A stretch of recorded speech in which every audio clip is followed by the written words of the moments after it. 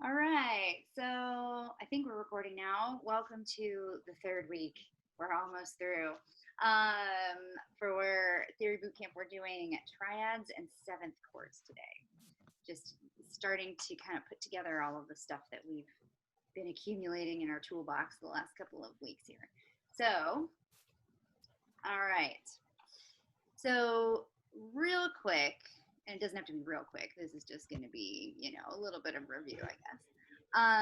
What I want to do is go over exactly how we're constructing triads, quickly the quality of triads, and then we'll just build some seventh chords. So the easiest way to do this is, again, to go back to what we know and think about it in context of scales.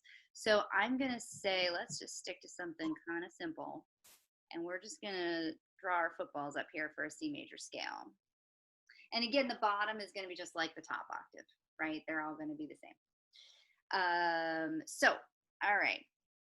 Let's go ahead and stack our chords. So you might remember from the module, I said this sort of looks like a snowman when we stack our chords like this. When you're stacking triads, and we'll put our sevenths on in a minute, so this is just triads for right now.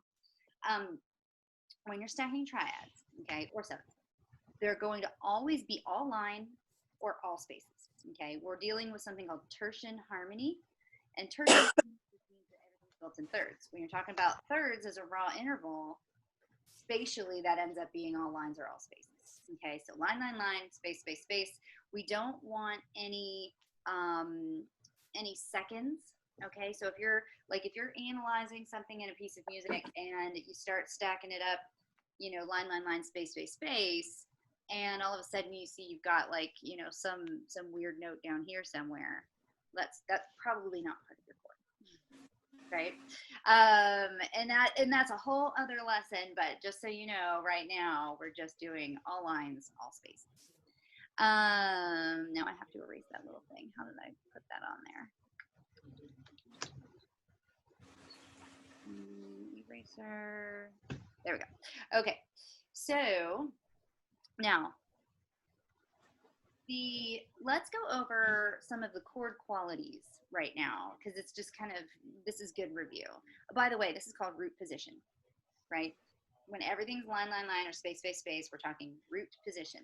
The reason is because the bottom of each of our stacks, of each of our snowmen, is called the root, okay? In the middle piece, the body piece, is always the third, and then the top piece is always the fifth, okay? This never changes. So when you're stacking anything in root position, okay, it's going to give you a couple of things. It's going to give you the scale degree that the chord is built upon, which is the bottom, right, is the root, and then it's also going to clue you into the Roman numeral, okay? So in terms of the scale degree, we can just label this straight up the scale, right? So scale degree number 1 is C, scale degree number 2 is D, 3 is E, 4 is F, 5 is G, 6 is A, 7 is B, and then I'm not going to put 8, I'm going to put 1 again, because again, we're working within the octave, right? Okay, so the root, third, and fifth never change. That means when we start inverting the chord, and we'll do that in a minute, but when we start inverting the chord, our root, even though we pop it up an octave, is still the root, okay? Now that brings me to another issue, which is the bass, okay? The bass is always the bottom of whatever your chord permutation is. So in this case, the root is the bass. That's very possible. When you're in root position, the root is always the bass.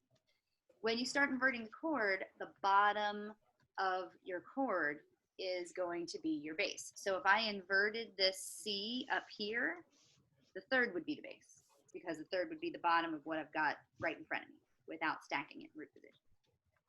Okay, so we'll go over that again in a second when we do inversion, but for now, these at least give us some labels so we can talk about the different members of the chord. Okay, we've put out our scale degrees here too. Can somebody tell me what is the quality of the triad built on C, E, and G? Major. Major. Good. Okay, put that up there for a minute. Let's go through the rest of the qualities just for good practice. So D, F, and A. Minor. Minor. E, G, B. Minor. Minor. F, A, C. Major. Major. Ooh, what happened to my pen? There we go. G, B, D. Major. Major. And A, C, E. Minor. Minor. D, D, F. Minor. Close. Diminished. Diminished. This is the weird one. And then, of course, this is going to be major up here on the top again. Okay, so just keep track of that diminished chord. It's going to give us trouble later.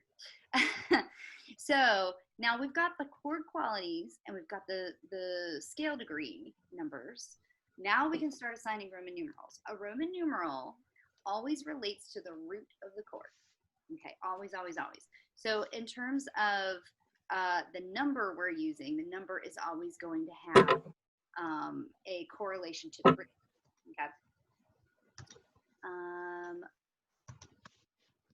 thought maybe someone was waiting to get in. There's Kathleen. Okay. Hey, Kathleen. Hi. We're just doing some whiteboard work here. There we go. Okay. So there. So now we've got our number for our Roman numeral. We have to decide whether the Roman numeral is going to be capitalized or if it's going to be lowercase or if we need any other markings to go with it to indicate the quality. Capitals always go with major, lowercase always go with minor, and then if we have augmented or diminished, we've got little pluses and degree symbols that indicate augmented or diminished chords for quality. So our first triad here in our major scale is going to be a big numeral 1. Okay. The second one is going to be a little 2. So these always relate. The root and the Roman numeral always relate. Okay, R and R, root, Roman numeral. 3, minor. So we've got a little 3. 4, major. 5 is major. 6 is minor. Now, here's the one that's going to give us trouble. 7 is little because diminished is smaller than minor. So we're going to go with the lowercase Roman numeral. And then in this case, we're putting a little degree symbol on it. That's our indicator for diminished quality. Okay. If we had time to go through all the permutations of major scales and how the chords look in major scales, we would actually have an augmented 3. Okay, in our harmonic and melodic minor because of the raised leading tone. And so in that case, if it's augmented, you would put a plus, right? So for today, we're just going to focus on, oops, where'd it go? For today, we're just going to focus on the major just to make sure that we're really clear on this. And then applying the same stuff to minor is going to be pretty straightforward, I think. Okay, so everybody's with me to this point, right? So what I'd like to do is now that we have our triads, go ahead and add that 7th. So we're just adding another football, another stack, right, to our snowman. This one's going to be the same up there. And in the case of the 7ths, we're going to keep the same Roman numerals. But because we have an extra note, okay, remember in the unit we said that complete analysis really requires Roman numerals and Arabic numerals. The Arabic numerals are what we call figured bass, okay? Sometimes what we have in 18th century is just a bass line that we'll see as like a shorthand. They'll just put the Arabic numerals down below, and that's an indicator to the keyboard player that here's your bass note, not necessarily your root, but here's your bass note, and then whatever those Arabic numerals are, they are the intervals above that bass note. And it's very hard to do for me. I don't think like that when I'm playing. I can barely coordinate my hands when I'm playing keyboard. But anyway, yeah, so what we need here is an indicator that we actually have a 7th instead of just a triad, okay? And remember, we could put the triad, the 5 and the 3 here, okay? But we don't often say 5 and 3 unless they're altered in some way, because it muddies the water. It just makes it a little bit too messy to keep saying 5 3 5 3 5 3, right? We sort of make it understood that if you don't see the 5 and the 3, they're there, right? Okay, we just have a root position triad. So in this case, we do have to indicate the 7th though, right? And our 7th is up here. So we end up with little 7s on each one of these Roman numerals. Okay, so that's the first thing that has to happen. Then we have to decide what quality we have. Now, the Roman numeral is not going to change, okay? But some of our markings that go along with the Roman numeral might change. So remember, when we're doing quality of 7th chords, we look at our triad quality, right, which we already have kind of figured out up here. And then we have to figure out the quality of the interval of the 7th. Okay, so from C up to B natural, what's that interval quality?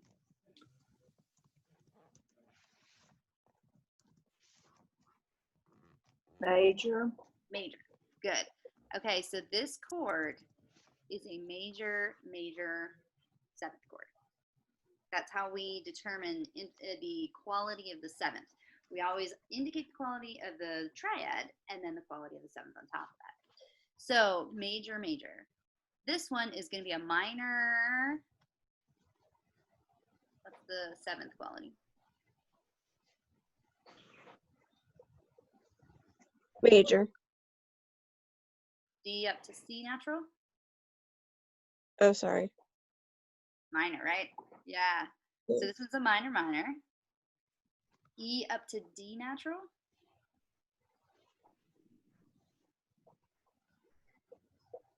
Minor. Minor. This one's going to be minor then also. All right. And our F up to E natural? Major. Major. This is a special one. So G up to F natural? Minor. Minor. Yeah. So let's just kind of hang on to this one for a minute. Notice that this is the first one we have where we're combining 2 different qualities. Okay. All right. So A up to G natural? Minor. Minor. Good. So you probably figured out by now, if you're a half step shy of an octave, it's major. And if you're a whole step shy of an octave, it's minor, right? That's how my brain works. It's just easier for me to do that than try to count up from the 7th. But okay, so now the one that's going to give us trouble is the diminished chord. So B up to A natural. Minor. Minor, yes. So here's the thing. When we have a diminished minor, we do have to change this down here. This is what we call half diminished. So we put a little half slash through our diminished symbol. If we were in, let's just say we were in a form of minor where either harmonic minor or natural minor, in C minor, we would have an A flat, okay? But if we were in harmonic minor or you know, raising the leading tone otherwise, we would still have this B natural. If we had a diminished 7th from B up to A flat, so imagine that our chord was B, D, F, and A flat, okay? That changes the quality of the chordal 7th. So instead, we would have a diminished 7th. This is something we call fully diminished, okay? So it stays like so, right? We don't need that little half symbol slash because we're indicating that we actually do have a diminished 7th instead, okay? So we're not going to use a lot of leading tone chords. We've only got one more week left, but this is just so you know they exist, okay? And that leading tone is very, very tricky because it changes, you know, the quality structure of what we've got between our triad and our 7th. Okay, so that's basically the broad scope of what we identified this week in terms of, you know, the triad itself and then the 7th. Now, if we wanted to start inverting, which was the other half of what we were talking about, and if you are following along in any kind of textbook, you know, or if you've seen textbooks with this stuff in it, textbooks, they cover it in all different, you know, orders. So sometimes you get triads first and then triad inversions. And then sometimes you get, you know, all root position chords first, the triads and the sevenths, and then inversions. And sometimes you get, you know, triads and sevenths. Oops, I'm still erasing stuff. What did I do? What did I do? Okay, here we go. Sometimes you, wrong color. Sometimes you get triads and sevenths, and then only first inversions, because second inversion chords take on some different function, which again, we don't really have a lot of time to cover all the scope of that in our summer camp here, but we will do a little bit more of that in the regular school year theory class. So anyway, so what we're doing is just kind of broad overview, right? So if you ever see a theory textbook where you're like, wait a minute, they left this out of this chapter, don't worry, it's coming. But we're just doing the broad scope here. So in terms of inversion, okay, let's take a look at just the triad first again, and then we're going to add the seventh like we did before. So we said we've got our Roman numeral here, okay, and remember we said we could add the 5 and the 3, okay, and for now I'm going to add them in just for the sake of demonstration, okay. So the 5 and the 3 indicate any Arabic interval in conjunction with the Roman numeral indicates the interval above the base note. Okay, so what we have here is our base, and I'm going to put a little box around the base so that we understand that's the base for now, right? Root third and fifth never changes, but above our base note, we've got the interval of a third, the interval of a fifth. Now I'm going to invert this, which is exactly like we did with interval inversion, and I'm going to take our bottom note, our base note, and go up an octave. Okay, and there, our root third and fifth never changes, but my base does, and so my base is different. So I still have the same Roman numeral because the Roman numeral indicates function, and the Roman numeral is always tied to the root, right? So we always have the same Roman numeral. But our Arabic numerals will change based on what the interval above the base is. So instead of a 5 and a 3, our interval above this base note is going to be a third and a sixth, right? E up to C. All right, and then let's do this one more time. So we're going to take the E and go up, right? So we're still going to have the fifth, we're still going to have the root, we're still going to have the third, and again, they never change, right? But our base is different now. The base is the fifth, right? With the fifth in the base, same Roman numeral, but we're going to have the interval of a fourth, and we're going to have the interval of a sixth, okay? Now, this looks like an awful lot of numbers, right? Like a lot going on here. And that's why, in terms of shorthand and in terms of tradition to kind of make things a little simpler, we're going to basically not worry about any chords that are in this 5-3. So if you see a Roman numeral by itself, you can assume root position, right? You're not going to see the 5-3. I think the example I gave in the video is like in English when we have the subject you. We don't often say you, it's just understood, you know, like if I tell my dog to sit down, right, I don't say you sit down unless I'm really mad at him. I don't say you sit down, I just say sit, right, and it's understood that it's you.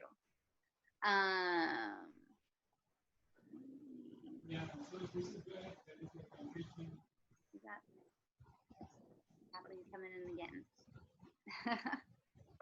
All right. Sorry, I keep dropping out. That's okay. I'll keep my eye on the list so I can keep bumping. Yeah, and I'll look at the film for the ones I missed.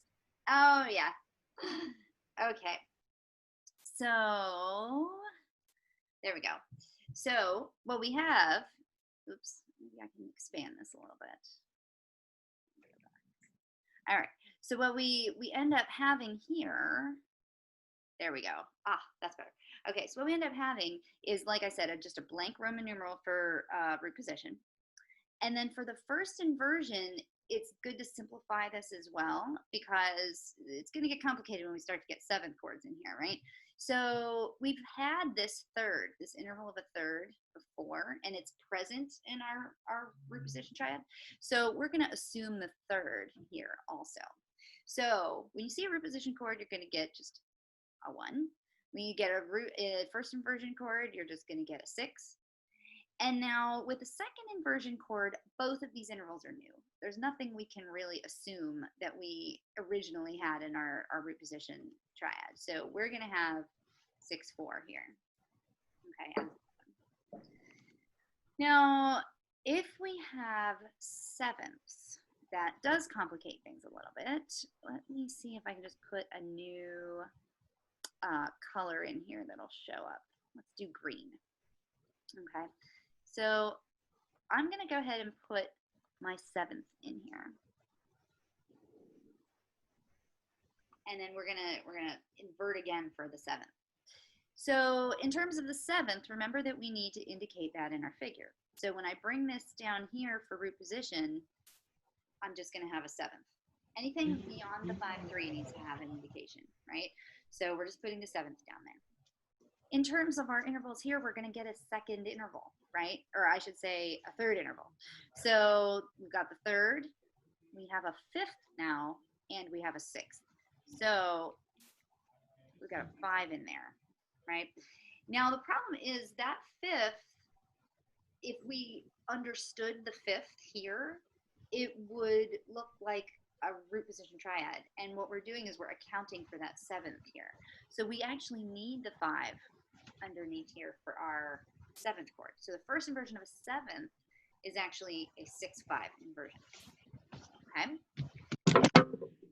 All right, so moving along into our second inversion, 5, we've got a third, we've got the fourth, and we've got the sixth.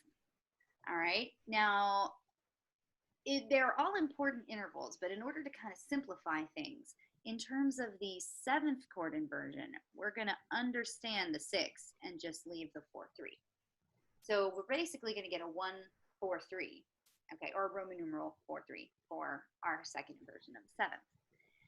And then if we invert one more time, because the seventh we can invert one more time, we've got our seventh in the base, and then we've got all the other chord members there.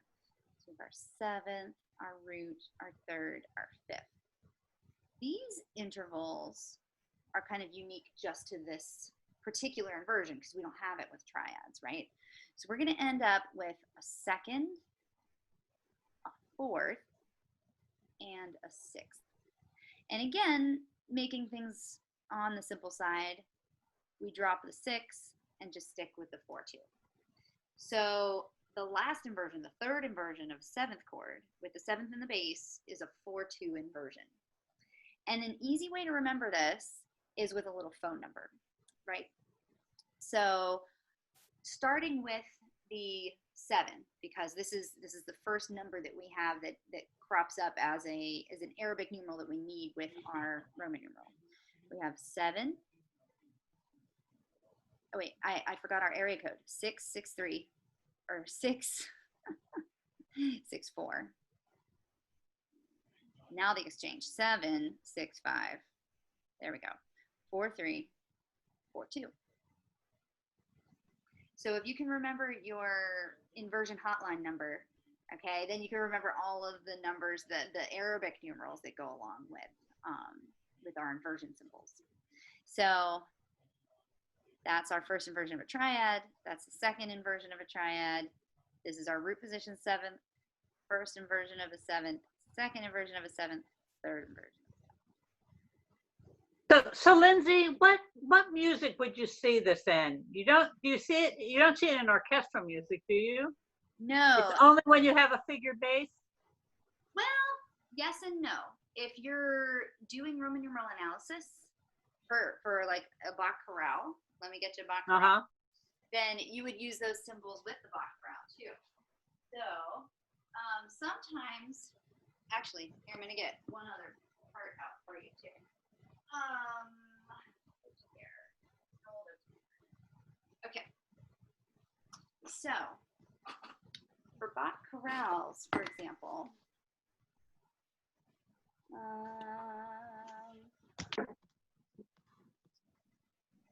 okay, if we're analyzing Bach chorales, you see the bottom there? Uh-huh.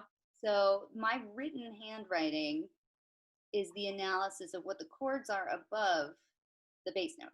So that Okay. includes Roman numerals and the Arabic numerals. Okay. Yeah, I see that. And if you're thinking performance practice, here's a piece by Oteter in his first book of works. And it's a little hard to see because he's French Baroque, and so he puts them above the staff. But do you see those little 6s and 6/3 or 6/5s, right? Kind of up in here, all those little indicators. There's little dashes that indicate suspensions and things like that. That's what your harpsichordist or your basso continuo player would be reading and kind of fleshing out as you play the top line. They would be playing these chords underneath. So they're only getting one, they're only getting one note. But for example, this is a good one. The beginning of this line, they're only getting these notes on the bottom line there that are in the bass clef, but they're getting a sharp 5, which indicates a secondary dominant, which we haven't talked about yet, but it'll come. And then a sharp with a dash. Is that a 6? It's backwards for me. But you get what I'm saying. There's a 7th at the end of the line. So it's an indicator of what intervals to play above the bass. So when you're looking, again, if you have any books that you're checking out and you're looking at, these numbers, these numbers are what we call figured bass. And that's what you might see in these older, even Handel has them. Bach uses them all the time, especially in like chamber music pieces, like sonatas and things like that, where you have a basso continuo unit and then another, flutist or a singer or a violinist or oboist or somebody else playing with them. And that's basically how he would write all of his music, is with the figured bass. They always indicate the interval above the bass. These are what we call Roman numeral analysis. And numeral, I don't know why my pen doesn't work. Analysis, lag there. Okay. And basically what that is it's a convention that was coined by Rameau in, I think it was 1734, the 1730s. He has a big treatise on harmony and how harmony had developed over the course of like the past 100 or 150 years to that point. And so we basically had come kind of out of the end of the Renaissance, where we had completely equal parts, think Palestrina, 6 voices, all exactly the same, polyphony, into a harmonic underpinning. So not that we didn't still have polyphony. We obviously do have polyphony in the Baroque era, but and what I mean by polyphony is all the voices are equal. But we have kind of directed harmonic progressions starting in the early Baroque. And so by the 1730s, this was pretty obvious in regular music that people were playing and writing. And so Rameau basically was our first analyst, and he went back and took kind of examples of different composers and said, okay, it looks like this is what we're doing, right? Let's call this a 1 chord. Let's just put a Roman numeral on it. Let's call this a 5 chord.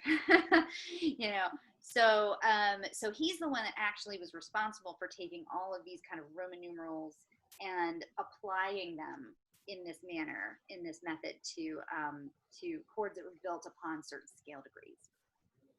So that's where we get the Roman numeral analysis from.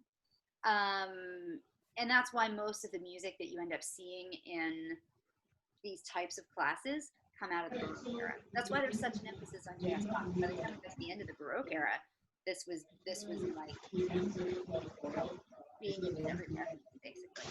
So, and then it starts to fade a little bit into kind of like the mid 19th century.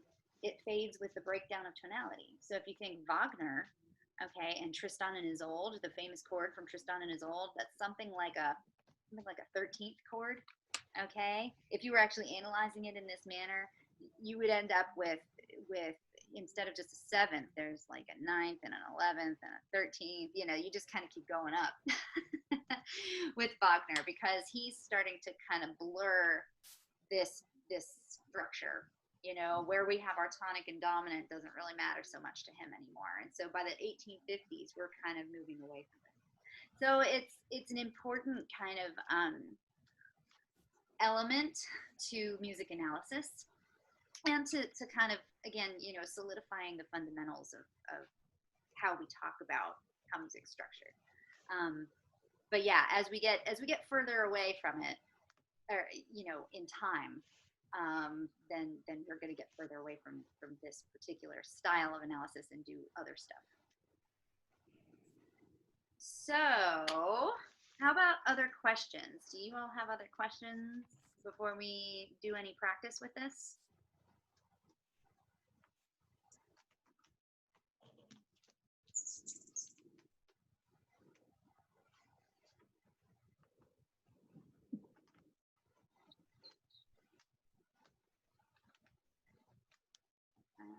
Right, let's see if I can figure out. I might have to stop this sharing and start a different sharing here. Let me see where I just brought up there. Yeah. So let's start with just the triads and just build some triads.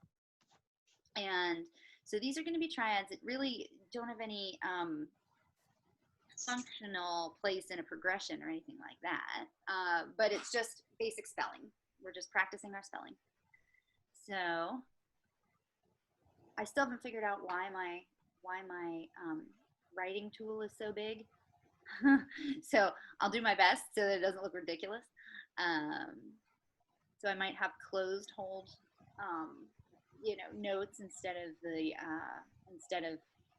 whole notes, but it doesn't really make a difference here on this one. So, all right. So what we want to do is construct the triad above the given bass note. If the given note has no accidental, it's meant to be natural. Do not alter the bass. That's a very important thing. Don't alter bass. All right. Let's do a couple of each line because they're going to be good to do basically for all of these. Let's do the first one. Let's do major 5-3 built on E natural. What'd we get?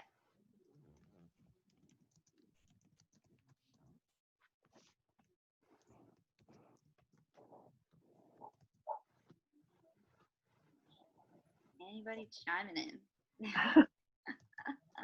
E natural, G sharp, B natural. Good. So, like your scales and arpeggios, it might be easiest to think of this in a key area, right? Rather than just counting up the individual intervals or the half steps.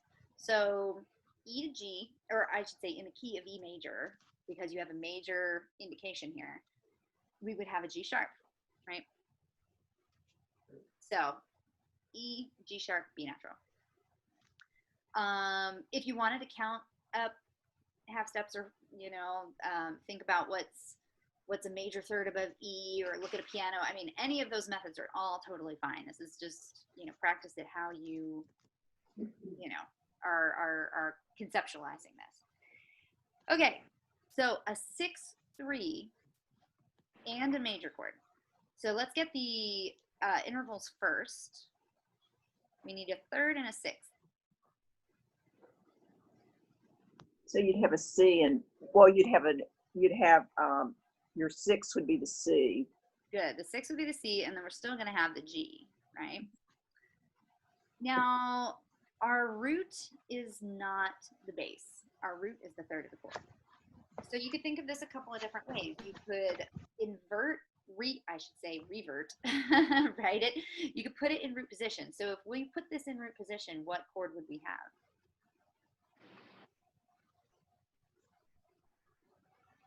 Oh, C, E, G, C major. Yeah, C, E, G, right? So we would just have a C major chord. So if you're thinking about it like a key, we're in the key of C major. We don't need any accidentals, right? If you wanted to double check, you know, you could, I still recommend putting it in root position. I think that's the easiest way to get back to bass line, just so you know that you're in a major area or not, or a major mode. But you know, that's sort of, that's up to you. You can do it that way, or just count the intervals. So let's do another one. Let's do diminished 6/3. So because we have this same 6/3 as before, we're going to have the same notes. But how do we make this a diminished chord? Would it be C sharp? If the given note has no accidentals meant to be natural, do not alter it anyway. Yeah, we would have to make it C sharp. Good. Looking at this Roman numeral here, my instinct is to say, oh, well, just make it E flat and G flat, right? Because that makes it diminished. But we can't add the E flat because we are not allowed to alter the given note. So, anyway, okay, yes, and that's what we would do. We would just make it a C sharp. Everything else takes care of itself. Let's do, this is good practice. Let's just go ahead and finish this line, and then we'll do a couple more out of other lines. So a 6/4. What are the names of the notes?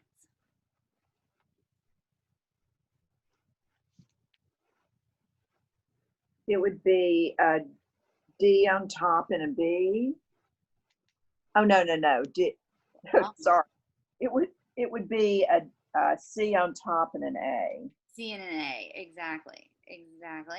And if we had it in root position, it would just be that, right? It would be ACE. All right, and we need this to be major. So how can we make this major? C sharp. Wouldn't that do it? Yes, that would do it. Yeah, because you're right. You can't alter the E, but we don't have to alter the E. So this would be C sharp, and that would be it. Yep. All right, how about the next one? So we have an augmented chord, and it's 6/4 as well, so we're just gonna basically have the same notes. But what accidentals now? A flat? You could do A flat, yeah, because you're not allowed to alter the given note. Exactly. So A flat to C natural is a major. Let me write it over here again. Boom, boom, boom. A flat to C natural, major third, C natural to E natural, major third. Yep. This makes you think, doesn't it? Okay. E natural. We need another 6/4 chord, but this time it's going to be minor.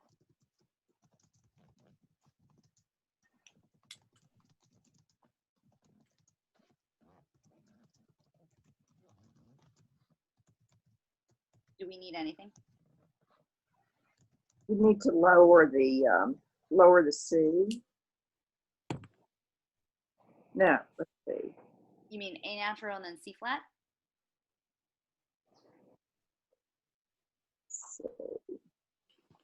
I feel like the dog ate my homework. I can't find the page. I'm figuring it out.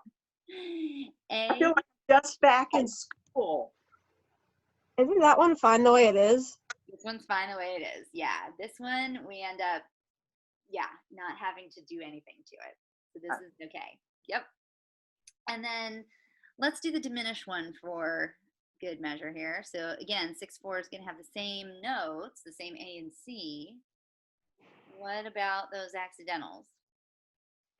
A sharp and C sharp? Yeah, we're going to have to, if we're not altering the E, right? So the A sharp and the C sharp.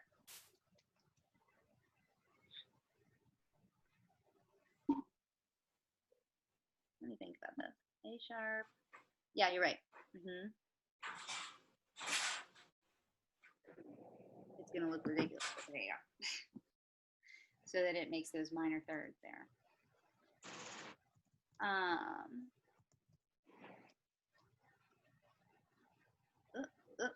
I don't know what I'm doing here.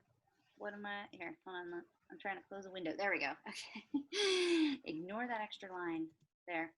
All right. So how about the rest? Of, let me move this. Can I clear the drawings on here? Are we okay with that? Mhm. Okay. Yeah, 'cause moving it isn't going to work unless I have it. There we go. Okay, how about the rest of it? Is there anything else that anybody wanted to go over specifically?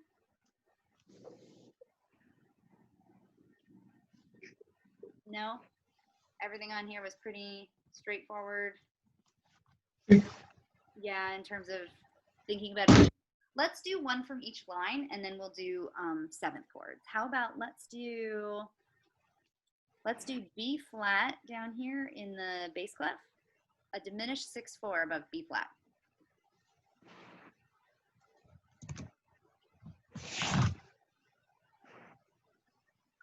So the 6/4 first. What are the names of the notes? It's second variation.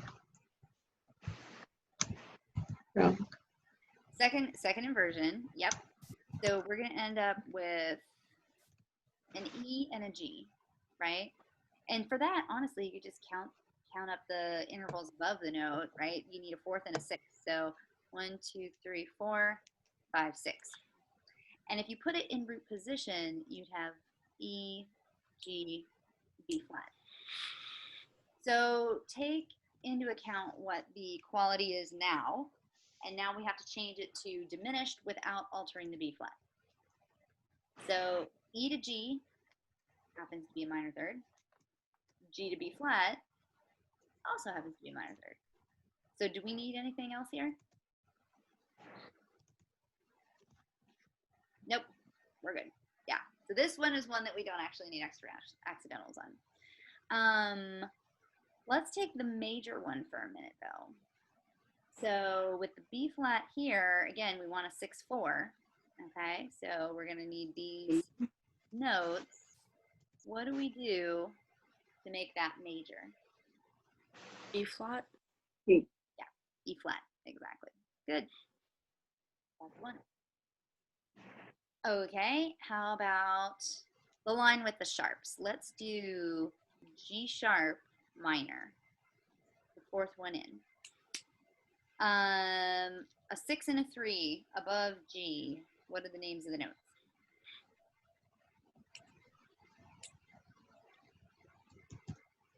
B and E. Good. Yeah, B and E.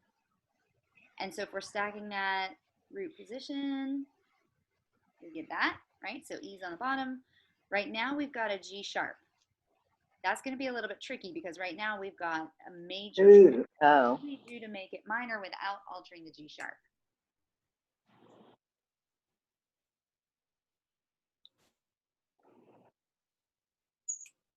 Oh, Would you sharp the other two notes?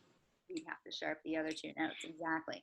So E sharp gives us a minor third between E sharp and G sharp. But currently between the G sharp and the B natural, we also have a minor third, and that needs to be major if we're going to end up making this a minor triad. So we end up sharpening both of them, and that gives us a minor 6/3. Yeah. All right, let's do another one out of the bottom line here. How about an augmented 5/3? We'll do the one right below. So 5 and 3 are easy, right? We just have a C and an E. mhm. What do we do about this? We've got A flat, C, E natural. Do we need to do anything here?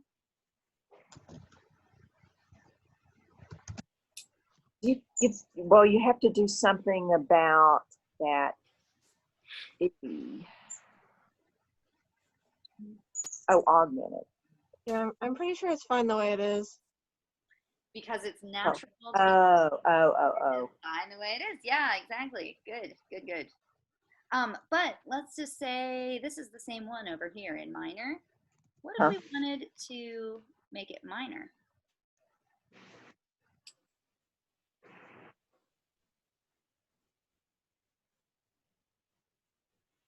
Well, you'd have to lower the C.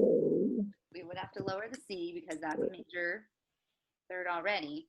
Now we're gonna have a C flat and an E natural. Then what do we do? You have to double flat that. You double flat the E flat. Yep, exactly. And again, this looks totally messy, but because I can't get my marker to go any thinner. but anyway, yeah. So it's a double flat on the E, which and harmonically is a D, and then that would be a minor third above B natural or C flat. That one was a little bit tricky too. So. Yeah. All right. Any questions about this? Or can we move on to seventh chords? What do you think? Good? Moving on? All right. I'm going to clear that out and reshare this. Okay. Oh, no, do that. Okay. There we go. Okay, so these are major and minor keys, and it's basically identifying, it says provide the name of the key. I mean, we could do that for practice. That would be totally fine. The Roman numeral and figured bass that goes with it. So this is a little different. This, they're giving you the note already, and then we have to figure out, you know, what the key area of it would be. Okay, so let's go ahead and do from the beginning here. At least get a couple of major keys in, and then we'll do a couple of minor.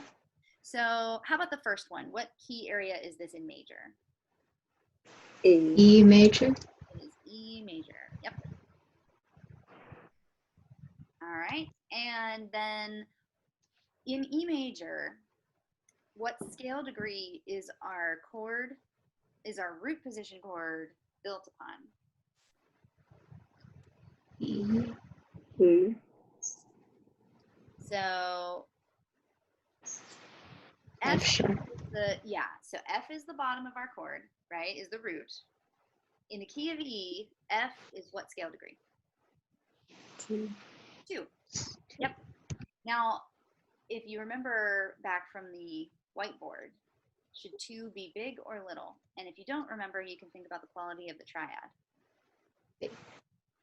Little. Little. Yes. And just so you know, as you go through this more, you'll figure this out too, that the Roman numeral qualities never change. Okay? In a major key, you're always going to have a major tonic. You're going to have a minor submediant. You're going to have a minor mediant. You're going to have a major subdominant. You're going to have a major dominant. You're going to have a minor 6, and then you're going to have the diminished major. Okay. So anyway, so this is what we get here. And in fact, just to kind of keep that in mind. Oops, can I not write up there? I thought I could. Let me write on my paper. Okay, there we go.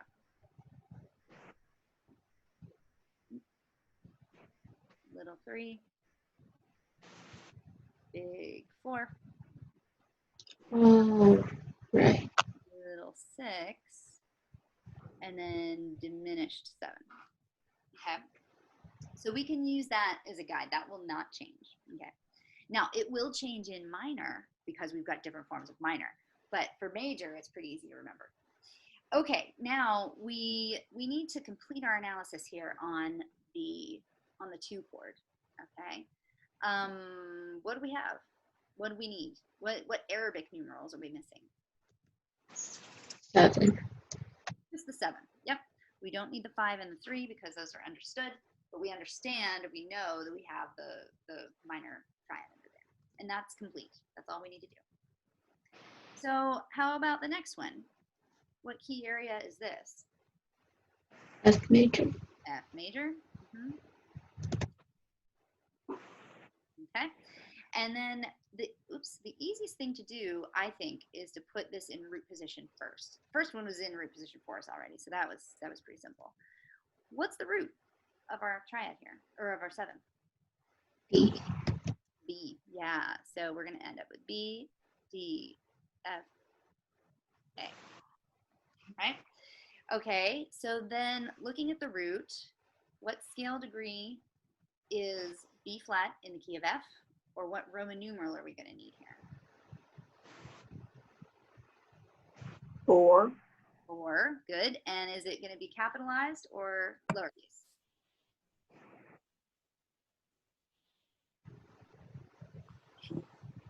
Capital. Capital. Like that. Okay, now we need to figure out the intervals above the base so we know what our Arabic numerals are. So what are the intervals above the base? What will our numerals be? What will our Arabic numbers say?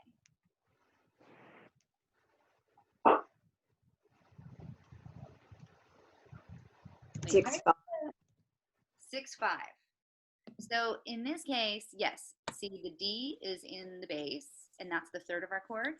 That would indicate that we have the first inversion here. So we actually have a third, a sixth, and a fifth, but we understand the third, kind of sweep that under the rug for now because we don't need it. And so 6, 5 is what we are left with. Why is the B the base? Why does that become the base? The B is the root. Okay, yeah, the root. Yes. So the root always stays the same, right? And what comes the base is whatever's lowest. So in Okay. the even chord, the base is the third. Okay. Does that make sense? Yeah. So wait, but how did you get the B like to build the rest of like the second chord that you drew? Oh, the second chord that I drew. I stacked Yeah. it in root position. So I stacked it in all lines or all spaces. And I made that Okay. kind of my what do you want to call it? Kind of the guidepost chord, right? So we always get our Roman numeral from the root position, but then we get the figures from the inversion. Yeah. Yes, and then I've got both of them there, and I can figure out what I need. Yep. Okay, this is fun. Let's do another one. How about the next key area? What are we in? A. We are in A major. Good. And let's go ahead and stack this in root position again, right? Looks like the D is what's out of place here. So our root position chord, all lines, all spaces, is going to look like that, right? So based on the root position, we know that E is in the root. So think about what scale degree E takes in the key of A. And what is our Roman numeral now?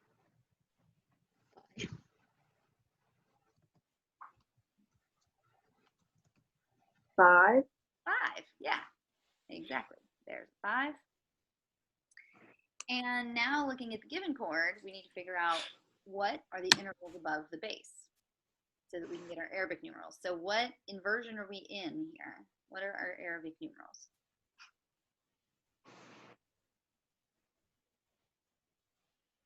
Fourth inversion, so that would be 4, 2. 4, 2. You got it. That's it. Yeah. So let's do another one. Key area? B flat major. B flat major. You got it. B flat major. Okay. Let's stack this in root position so that we know what we're talking about here. So you could pick lines or spaces. It really doesn't matter. It just depends on what octave you choose. And I'm just going to pick spaces. So A, C, E, G. Right? Okay. This is our root position chord. Roman numeral. What would the Roman numeral be? This one's trickier. Would it be 7? It would be 7. Exactly. So remember that the 7 will have some sort of diminished quality with it. Okay, so let's go ahead and put our diminished symbol, but we have to double check the quality of this. So we've got A to C to E flat is actually a diminished triad, right? And then A to G natural. What kind of seventh is that? Is that major or minor? Or Minor. So we put a slash through it. we put a slash through it. It's a minor seventh. So this is what we call the half diminished. Okay, now Arabic numerals. We have to look at our inversion. What Arabic numeral do we need here? Or what numbers do we need here? Mm.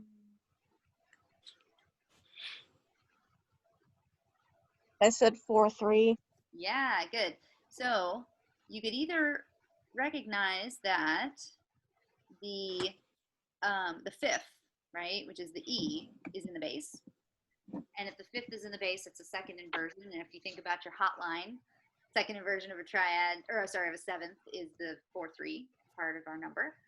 Or you could just count up the interval from the bass note. So here we've got a third, here we've got a fourth, and there we've got a sixth. We don't write the six, we end up with 4-3. Right? Let's do one in bass clef. Okay, and then we can look at minor just for a second. Which one should we do in bass clef? You guys pick. Not the fourth one, because that's easy. Let's do one in an inversion. 4 flats. D major. D major. Wait, where are you? Oh wait. Never mind. D flat. Wait. A flat, this one? A flat. Yes. Yes. A flat. Good. Okay. There we go. Okay, so first things first is we stack it, right? And we'll put the F up on top. That's in this clef. If we're in A flat major and G is our root, what are we gonna put with the root?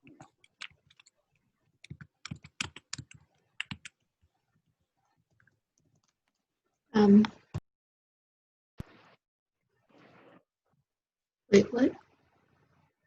What's that? Oh, nothing.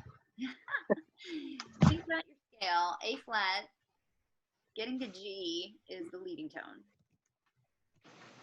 right? 7. Yeah, exactly. So we're going to look at a 7.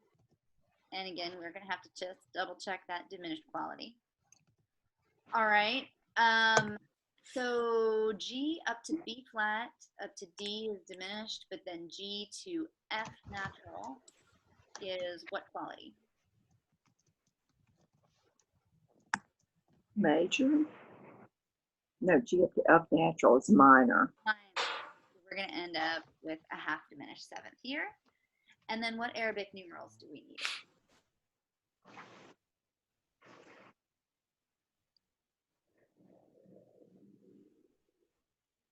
4-2. 4-2, yeah. And it might look, I don't know if you guys are visual learners, but you might be starting to see some patterns, right? Obviously, this is root position, right? Where everything is stacked, one on top of the next.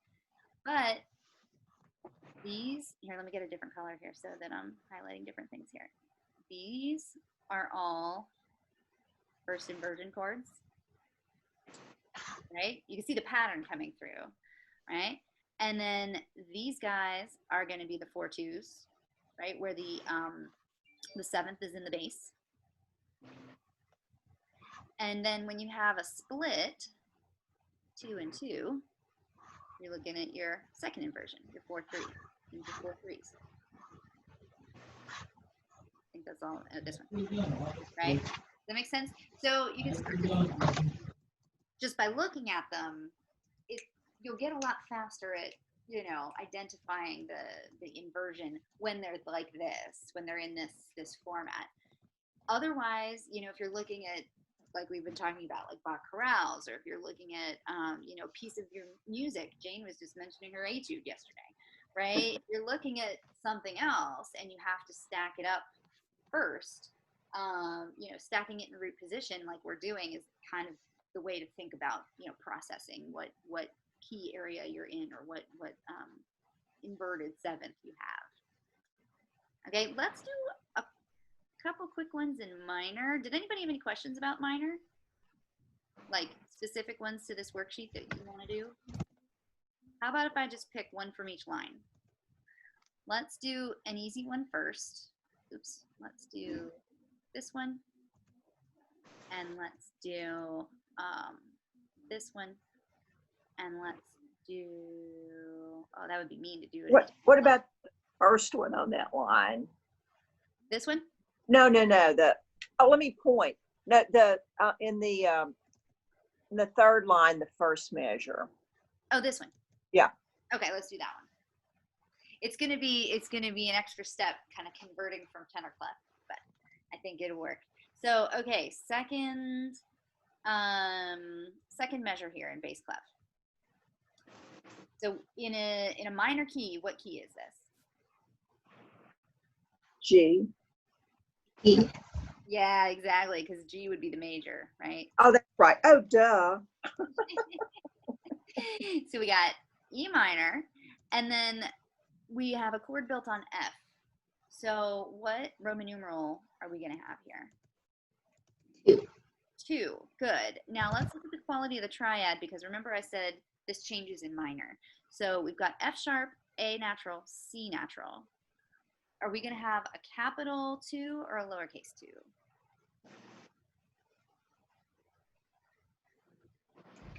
Capital. Lowercase. Lowercase. Yeah, exactly. So now, what quality is that? F sharp, A natural, and C natural?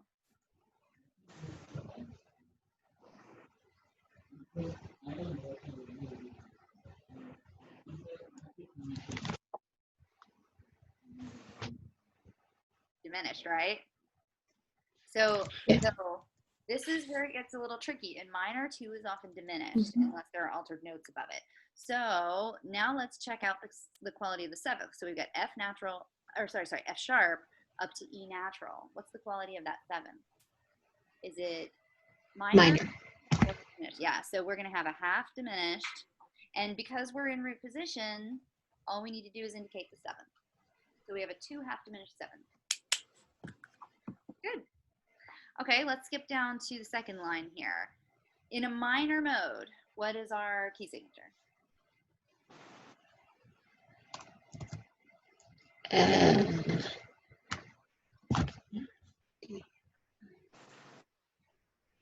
You could think about it like a major key and then E count. flat. It's A flat would be the major. What would the minor key be? Oh, no. F. F. Yeah, good. Okay, so we're looking at F minor. And again, we're in an inversion. So let's go ahead and stack it. That. And then this is G natural here. Or sorry, E natural here. I don't know if you guys can see. The natural is actually on the line. So we're going to have E natural, G, B flat, and then the F is actually up here. Okay, so E natural in F minor, what Roman numeral do we need?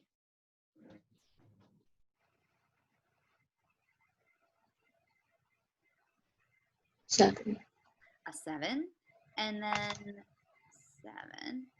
And again, 7 is a little bit weird, so let's double check the quality. We've got E natural, G, B flat is diminished, and then E natural to F is what quality there? Diminished. It's minor, or it's diminished, right? Oh wait, what am I thinking? E natural to F. Yeah, from the bottom up to the top, we've got minor. Minor. Wait, It's trouble. E natural to D natural. Duh is minor, right? I was just saying F, but saying minor at the same time. So it is minor. We would have this be half diminished, right? Okay. And then the inversion. What inversion are we in?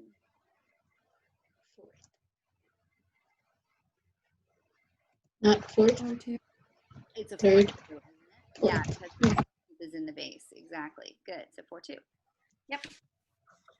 Okay, let's do the last one. So forget the weird clef for a minute. We have one flat. What key are we in a minor mode? E minor? No.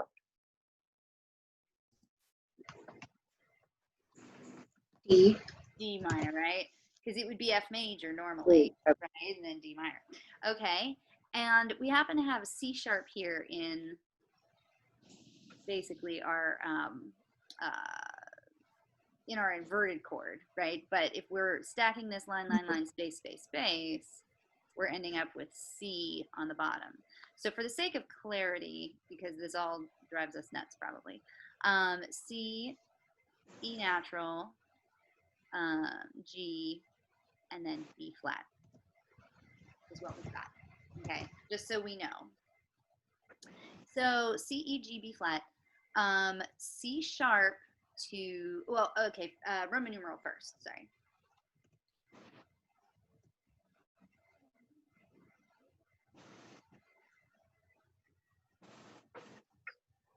So Seven. that would be a 7? That would be a 7. And checking the quality of it, C sharp, E, G is diminished.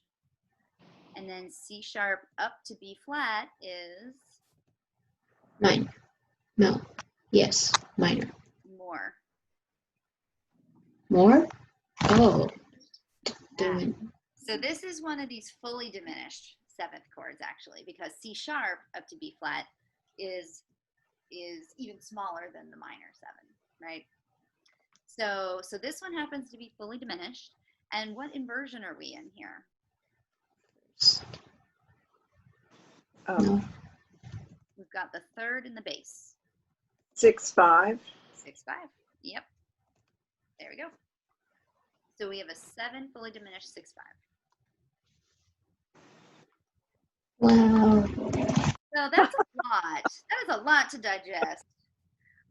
But what we're going to be doing in the next week here is basically talking about, you know, taking a chorale, kind of like I've been showing you in these Bach chorale books, and looking at a chord vertically, okay, and doing exactly what we've been doing here, which is take the chord members, stack them, all lines or all spaces, and then identify the Roman numeral and identify the inversion, and then give it a label, and then move on to the next chord. And with that in mind, there's also a bunch of rules we're going to talk about in terms of progressions, you know, in terms of when we have all these chords kind of lined up, what do we expect them to do? Where do we expect them to go? So we have, you know, a tonic. Where does a tonic normally go? It can go to a first inversion tonic. It can go to a predominant. It can go to one of these chords. It's a sort of connector chord. But we eventually end up in a predominant area, which is 4 or 2, and then to a dominant, which is 5 or 7, and then that leads us back to 1. And that's usually how Bach chorales work in a nutshell. So that's sort of next week's task.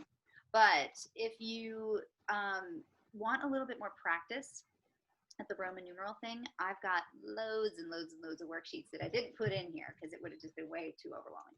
But and there's lots of, you know, stuff online that you can do. Or if you want to do this worksheet and send it to me, I can check it for you and make sure you're on the right path, and then you know, send you into week 4 knowing that you you've kind of accomplished your analysis goals here. Anybody have any other questions? We went a little over time, but this was a lot of information. Well, I'm still working on the diminished versus the half diminished. And you'd figure out that that's half diminished if it's a minor, you know, if you stack everything, if it's a minor 7th on top of a diminished chord. Yep. And if it's a major 7th on top of a diminished chord, that's the half. If it's a diminished, I mean, yeah, that's the half. Okay. right. So half is diminished minor, full is diminished diminished. Gotcha. So you won't have it's a little tricky, but there are ways to respell chords, you know, when you start to really use a lot of diminished chords. And you're not going to have a diminished major. You won't have a diminished triad with a major seventh, because usually there's a way to spell that enharmonically. You're going to end up in a different chord. Okay. So you're only going to see diminished or diminished major or minor. Okay. Half or full. And the half diminished always happens in major keys. I don't know if you noticed that. I did not.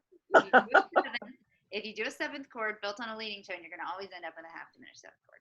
If you're building a diminished, well, if you're building a seventh on a leading tone in minor, that's when we start to see alterations in that leading tone. And if you have the raised leading tone, obviously you're going to end up with, you know, something that is fully diminished versus half diminished.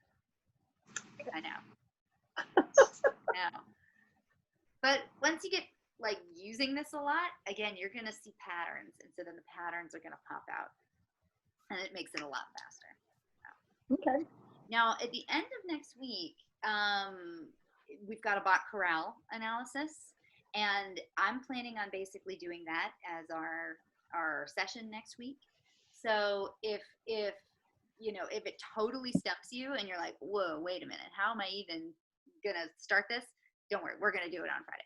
But that hopefully gives you all like a pretty good foundation for, you know, starting to apply this to your practice and apply it to the music you're playing, because this is really, really valuable stuff just to kind of figure out what the root of a chord is so that you know what key area you're in. Cool. Okay. Okay. All right. We went over time, but thanks for sticking around, guys. Thank you. Bye, everybody. Have a good weekend. Have a good week and a good weekend, and I'll see you next Friday for our last one. Okay. See ya.